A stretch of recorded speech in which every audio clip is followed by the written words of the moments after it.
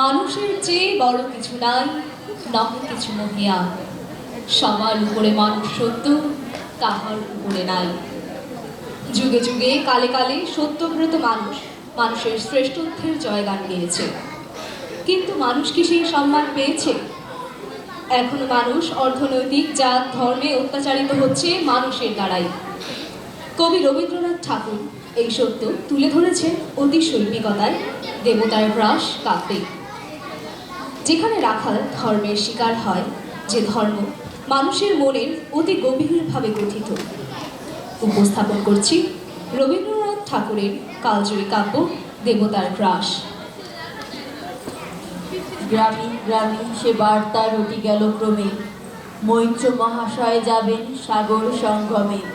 তীর্থ স্নান লাগি সঙ্গী দল গেল জুটি, কতবার বৃদ্ধ নরনারী নৌকা দুটি প্রস্তুত হইল ঘাটে।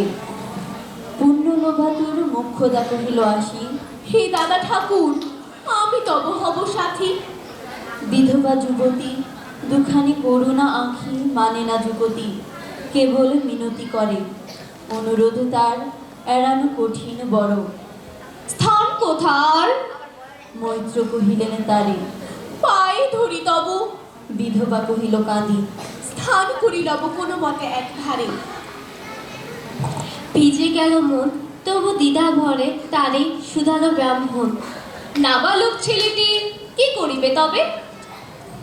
উত্তর করিল নারী, রাখাল সে রবে আপন মাসির কাছে। তার জন্ম পরে বহুদিন ভুগেছিল সুতিকারে জ্বরে।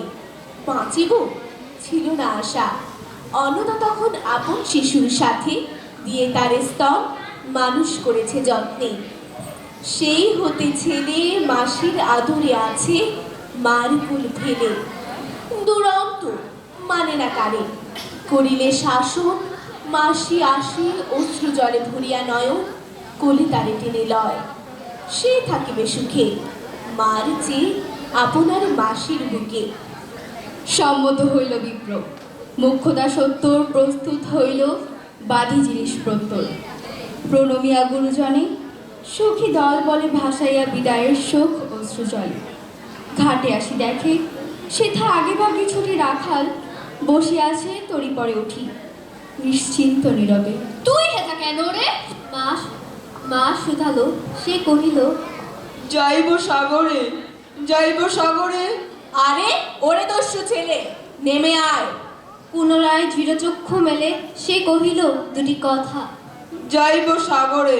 যত তার বাহু ধরি টানাটানি করে, রহিল সে তরণিয়া করি।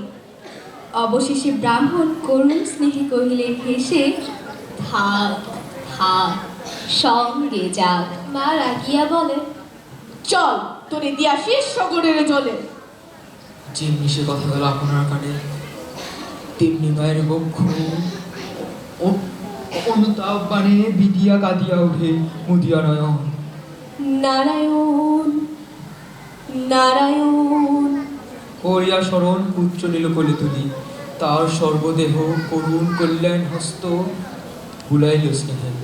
মৈত্র তারে ডাকি ধীরে ধীরে চুপি চুপি কয়, ছি ছি ছি ছি, এমন কথা বলিবার নয়। রাখাল যাইবে সাথে, স্থির হলো কথা। অন্নদা লোকের মুখী শুনি সে বারতা, ছুটে আসি বলে, পাছা কোথা যাবে ওরে? রাখাল কহিল হাসি, চলিল সাগরে, আবার ফিরিব মাসি। পাগলের প্রায় অন্নদা কহিল ডাকি, ঠাকুর মশাই, বড় যে দুরন্ত ছেলে রাখাল আমার, কে তাহারে সামালিবে? জন্ম হতে তার মাসি হতে বেশিক্ষণ থাকেনি কোথাও। কোথায় রে নিয়ে যাবে? ফিরে দিয়ে যাও। রাখাল কহিল, মাসি যাইব সাগরে, আবার ফিরিব আমি। বিপ্র স্নেহ ভরে কহিলেন, যতক্ষণ আমি আছি ভাই, তোমার রাখাল লাগি কোনো ভয় নাই। এখন শীতের দিন, শান্ত নদী নয়, অনেক যাত্রীর মেলা, পথের বিপদ কিছু নাই। যাতায়াত মাস দুইকাল, তোমারে ফিরাই দেব তোমার রাখাল। শুভক্ষণে দুর্গাসরী নৌকা দিল ছাড়ি, দাঁড়ায় রহিল ঘাটে যত কুল নারী অশ্রু চোখে। হেমন্তের প্রভাত শিশিরে ছল ছল করে গ্রাম চূর্ণী নদী তীরে। যাত্রীদল ফিরে আসে, সাঙ্গ হলো মেলা, তরুণী তীরেতে বাঁধা অপরাহ্ন বেলা জোয়ারে আসে। কৌতূহল অবসান, কাঁদিতেছে রাখালের গৃহগত প্রাণ, মাসির কোলের লাগি। জল, শুধু জল, দেখে দেখে চিত্ত তার হয়েছে বিকল। মসৃণ চিক্কণ কৃষ্ণ কুটিল নিষ্ঠুর, লোলুপ লেলিহ জীব সর্প সমকরুর। খল জল ছল ভাড়া তুলি লক্ষ ফনা, ফুসিছে গর্জিছে নৃত্য করেছে কামনা মৃত্তিকার শিশুদের লালায়িত মুখ। হে মাটি, হে স্নেহময়ী, ওই মৌন মুখ, ওই স্থির, ওই ধ্রুব, ওই পুরাতন, সর্ব উপদ্রব সহা আনন্দ ভবন। শ্যামল কোমলা যেথা যে কেহই থাকে, অদৃশ্য দুবাহু মেলি টানিছ তাহাকে অহরহ। ওই মুগ্ধে কি বিপুল টানে দিগন্ত বিস্তৃত তব শান্ত বক্ষ পানে। চঞ্চল বালকাশী প্রতি ক্ষণে ক্ষণে, অধীর উৎসুক কণ্ঠে সুধায় ব্রাহ্মণে। ঠাকুর, কখন আজি আসিবে জোয়ার?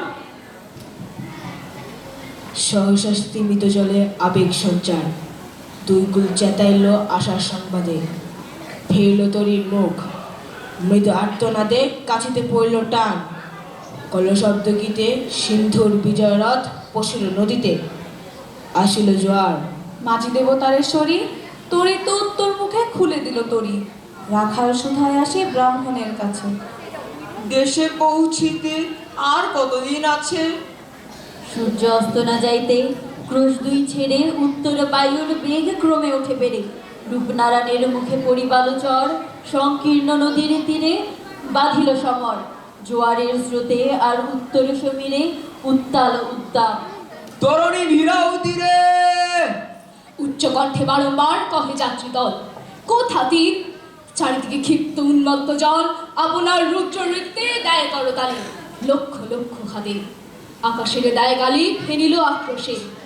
একদিকে দেখা যায় অতি দূর তীর প্রান্তে নীল বনরেখা, অন্যদিকে লুব্ধ ক্রুদ্ধ হিংস্র বাড়ি রাশি। প্রশান্ত সূর্যাস্ত পানে উঠেছে উচ্ছ্বাসী, উদ্যত বিদ্রোহ ভরে। নাহি মানে হাল, খুলু টলমল তরি অশান্ত মাতাল। মৃহসম তীব্র শীত পবনের শনে মিশিয়া ত্রাসের হিম। নরনারীগণে কাঁপাইছে থরহরি। কেহ বা ক্রন্দন করে ছাড়ে উদ্ধ ডাক, তাকে আত্মজনে। মৈত্র শুষ্ক পাংশু মুখে চক্ষুমুদি করে জপ। জননীর বুকে রাখালি লুকায় মুখ, কাঁপিছে নীরবে। তখন বিপন্ন মাঝি ডাকি কহে সবে, বাবারে দিয়েছে ফাঁকি তোমাদের কেউ, যা মেনেছে দেয় নাই, তাই এত ঢেউ অসময়ে তুফান।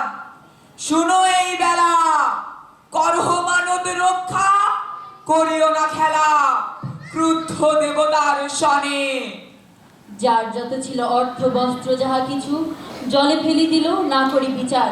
তবু তখনই পলকে তরিতে উঠিল জল, দারুণ ঝলকে মাঝি কহে পুনর্বার, দেবতার ধন কে যায় ফিরায় লয়ে, এই বেলা শোন। ব্রাহ্মণ সহসা উঠি কহিলা তখনই, মুখ্য দ্বারে লক্ষ্য করি। এই সেনামণি, দেবতারে ছবি দিয়ে আপনার ছেলে চুরি করে লয়ে যায়, দাও তারে ফেলে। এক বাক্যে গর্জে ওঠে তরাসে নিশ্চয় যাত্রী সবে। কহে নারী, হে দাদা ঠাকুর, রক্ষা করো, রক্ষা করো। দুই দৃঢ় করে রাখালের প্রাণপণে বক্ষে চাপি ধরে। ভর্জিয়া গর্জিয়া উঠি কহিলা ব্রাহ্মণ, আমি তোর রক্ষা কর্তা। রোষে নিশ্চেতন মা হয়ে আপন পুত্র দিলি দেবতারে, শেষকালে আমি রক্ষা করিব তাহারে। সত্য দেবতার ঋণ সত্য ভঙ্গ করে এতগুলি প্রাণী তুই ডুবাবি সাগরে। মোক্ষদা কহিল, অতি মূর্খ নারী আমি, কি পড়েছিল সুবসে ও গো অন্তরে যে আমি সেই সত্য হলো সে যে মিথ্যা কত দূর তখনই শুনে কি তুমি বোঝনি ঠাকুর শুধু কি মুখের বাক্য শুনেছ দেবতা শোনোনি কি জননীর অন্তরের কথা বলিতে বলিতে যত মিলি মাঝি দাঁড়ি বল করি রাখালেরে নীল ছিঁড়ি কারি মার বক্ষ হতে মৈত্র মুদি দুইয়া আঁখি ফিরায় রহিল মুখ কানে হাত ঢাকি দন্তে দন্তে চাপি বলে কে তারে সহসা মর্মে মর্মে আঘাতিল বিদ্যুতের কষা দংশিল বৃশ্চিকে দংশন মাসি মাসি মাসি বিন্ধিল বনে হিরে সলা রুদ্ধ কর্ণে আসি নিরুপায় অনাথের অন্তিমের ডাক চিৎকারে উঠিল বিপ্র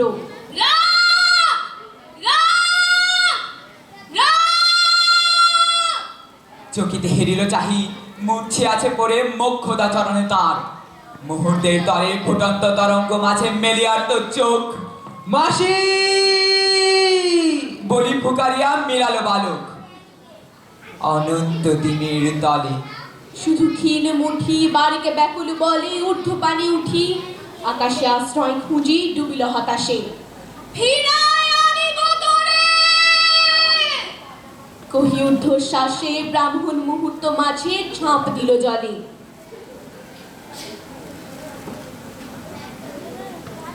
আর উঠিল না সূর্য গেল অস্তাচলে বিপ্লব সেই চিৎকার রক্ষা করতে পারেনি যে মানুষকে সত্যব্রত মানুষ সবার উপরে স্থান দিয়েছে। এতক্ষণ শুনলেন কবি রবীন্দ্রনাথ ঠাকুরের কবিতা দেবতার গ্রাস। ধন্যবাদ। ধন্যবাদ।